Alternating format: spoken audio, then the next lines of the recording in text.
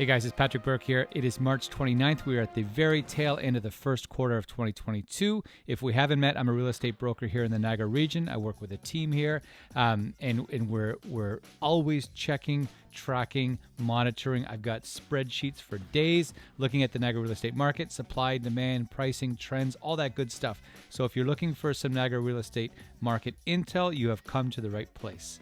So today I want to talk about pricing. Have prices peaked? Are we at market peak? Are they going to pull back? What are they going to do exactly? I saw CREA was talking about a 14.3% increase for average sale price across the country.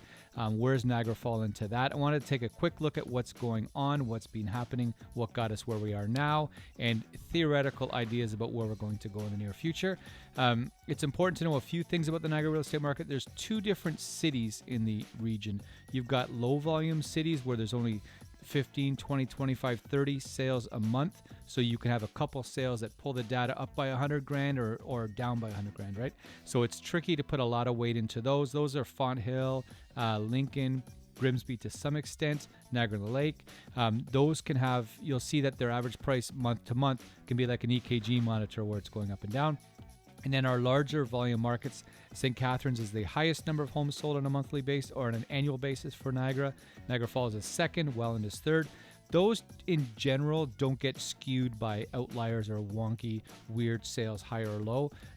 So again, when you're looking at a particular city and you see, holy cow, their average price went up by 38%, I can almost guarantee you that that is a small market city that had something wonky or weird or not normal happen.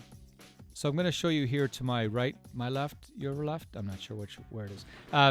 The average sale price is going back to November on a monthly basis for Niagara region as a whole and then each city. So here, for example, Niagara, you'll see the average sale price jump that happened from December to January, and you'll see that consistently across city to city.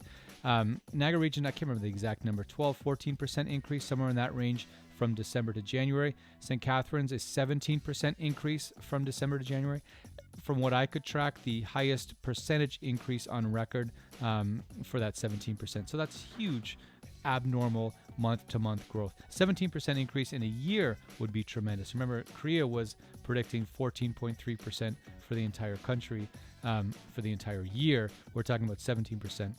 So I'll let the other cities scroll, but in general, you're going to see the larger markets are going to have a bit more of a gentle movement from month to month as opposed to Niagara-on-the-Lake or Thorold or the other smaller markets where there's, it's pretty erratic. And those are the ones that really need background and insight.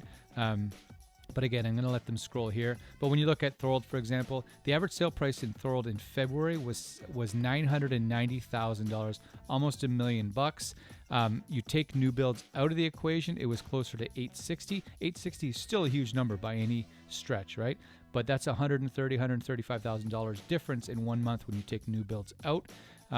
So March, 822,000 with new builds in. You take new builds out, closer to 760. Still a huge number. Sorry, 748. Still a huge number. But it when you're talking about $130,000, $140,000 swing, if you see an average sale price for $990 in Thorold in February, you say, "Holy cow, what's my house worth?" Well, it depends what your house is, right? And then another example, Port Colborne, $1 million sales or lakefront sales can heavily skew there. There was 10 of those or $10 million plus sales so far in March in Port Colborne, when typically that end of the market is 10, 15, 18% of the market depending on the month. So when you have that small percentage of the overall market happening at such a large volume, of course you have average sale prices jumping up. And those sales, those $1 million sales, push the average sale price in Port Colborne up by $130,000 for February and March. So you take those out, all of a sudden the average sale price is in the high sixes. You put them in, the average sale price is in the high sevens. So again, a bit of narrative, a bit of a background on what's going on is important.